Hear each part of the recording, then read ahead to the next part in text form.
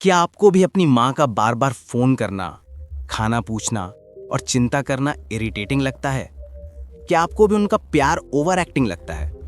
अगर हाँ, तो अगले 5 मिनट अपनी जिंदगी के सबसे जरूरी 5 मिनट मानकर सुनिएगा, क्योंकि आज की कहानी सुनने के बाद शायद आपको रोने के लिए भी कंधा न मिले। शाम का समय था। घर में एक अजीब सी खामोशी थी। एक तरफ सोफे पर बैठकर आकाश अपने फोन में बिजी था।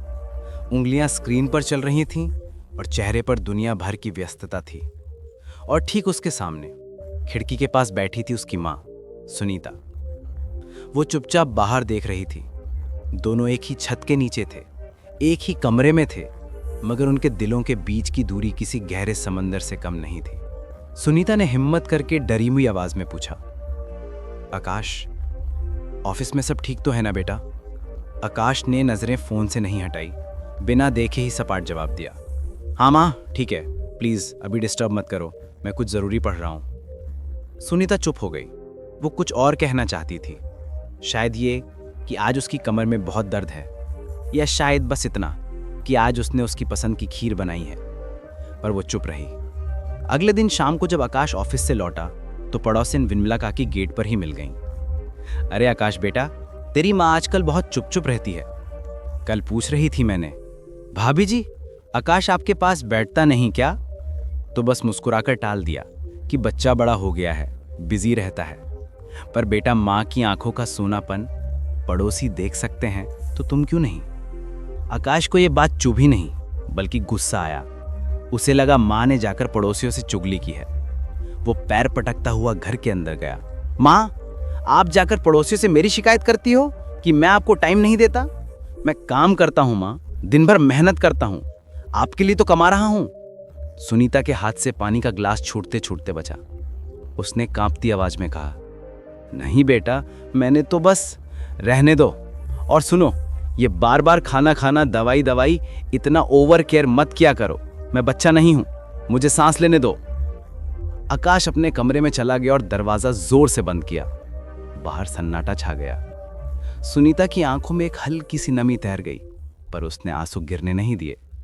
उसने अपने पल्लू से चेहरा पोंछा और रसोई में चली गई। ये दूरी एक दिन में नहीं बनी थी। बचपन में जिस माँ के बिना आकाश को नींद नहीं आती थी, आज उसी माँ की बातें उसे शोर लगती थीं।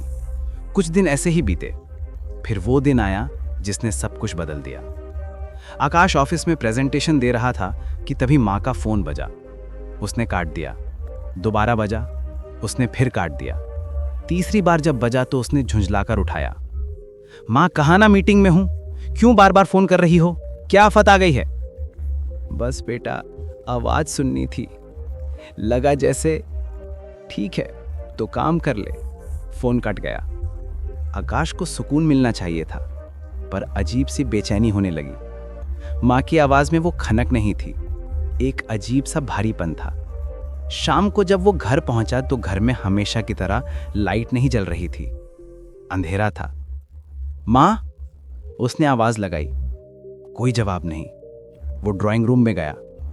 देखा तो माँ सोफे पर बैठी थी, सर झुकाए। उनके हाथ में एक बहुत पुरानी फटी हुई डायरी थी। माँ, लाइट क्यों नहीं जलाई? और ये डायरी किसकी है? सुनीता ने धीरे से सर उठाया। उसकी आंखें सूजी हुई थीं। उसने डायरी आकाश की तरफ बढ़ाई और पहली बार एक अलग ही अधिकार से कहा, बैठो आकाश, आज तुम्हें वो बात बतानी है जो बरसों से सीने में दफन थी। आकाश अवाक होकर बैठ गया। माँ ने पन्ना पलटा। तुम्हें लगता है मैं तुम्हें टोकती हूँ, तुम्हें लगता है मैं ओवर करती हूँ। बेटा, जब तुम्हारे पिताजी गुजरे थे, तुम सिर्फ 4 साल के थे।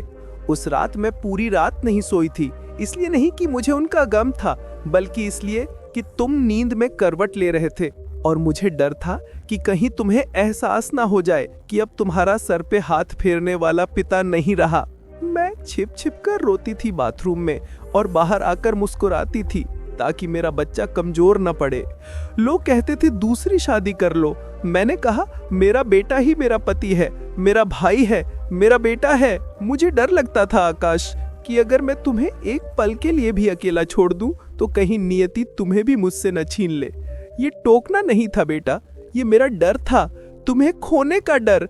सुनीता फूट फूट कर रो रही थी। तुम बड़े हुए, तुम्हें लगा माँ कंट्रोल कर रही है, पर बेटा मैं कंट्रोल नहीं, मैं प्रोटेक्ट कर रही थी। आज तुम कहते हो मैं बच्चा नहीं हूँ, पर माँ के लिए तुम बूढ़े भी हो जाओगे तो भी जिगर का टुकड़ा ही रहोगे। आकाश के पैरों तले जमीन खिसक गई। उसके हाथ से वो डायरी छूटकर गिर गई। जिस प्यार को वो बेड़ियां समझ रहा था वो असल में ढाल थी। उसका अहंकार, उसका गुस्सा, सब उस एक पल में माँ के आंसुओं में बह गया। वो घुटनों के बल माँ के पैरों में गिर पड़ा। माँ, मुझे माफ कर दो माँ, मैं अंधा हो गया था। मैंने आपके प्यार को बोझ समझा, मैंने आपकी तन्हाई को कभी नहीं देखा ही नहीं। मुझे माफ कर दो माँ। सुनीता ने उसे उठाया और अपने सीने से लगा लिया। वही सुकून जो बचपन में मिलता था। सुनीता ने उसके आंसू पोंछे और कहा, बेटा माँ का प्यार कभी बोझ नहीं होता, वो तो जीवन भर का सहारा होता है। बस तू आ गया, मेरे लिए मेरी दुनिया वापस आ गई। उस दिन के बाद आकाश ने कसम खाई, अब वो घर आता है तो फोन बैग में होता है और वक्त माँ के पास, क्योंकि वो जान गया था माँ कभी दूर नहीं होती, हम खुद उससे दूर हो जाते हैं। अरे भांजे, दुनिया की हर मोहब्बत में शर्तें होती हैं, सिर्फ माँ का प्यार है जिसमें कोई टर्म्स एंड कंडीशंस नहीं होती। जब तक वो जिंदा है उसके फोन को परेशानी मत समझना। जिस दिन वो आवाज खामोश हो गई ना, तो पूरी दुनिया का शोर भी उस सन्नाटे को नहीं भर पाएगा। माँ की कद्र तब मत करना जब वो याद बन जाए, तब करना जब वो आपके साथ हो। दोस्तों, आखिरी बार आपने अपनी माँ को गले लगाकर कब कहा था कि माँ मैं आपसे बहुत प्यार करता हूँ?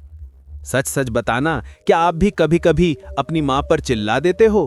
कमेंट में सॉरी माँ जरूर लिखना अगर दिल भर आया हो तो। अगर इस कहानी ने आपकी आंखों में नमी ला दी है तो लाइक वाला बटन दबाकर अपनी माँ को सलामी देना, और ऐसी ही दिल को चीर देने वाली कहानियों के लिए सब्सक्राइब या फॉलो कर लो, क्योंकि यहाँ हम सिर्फ कहानियां नहीं, जज्बात सुनाते हैं।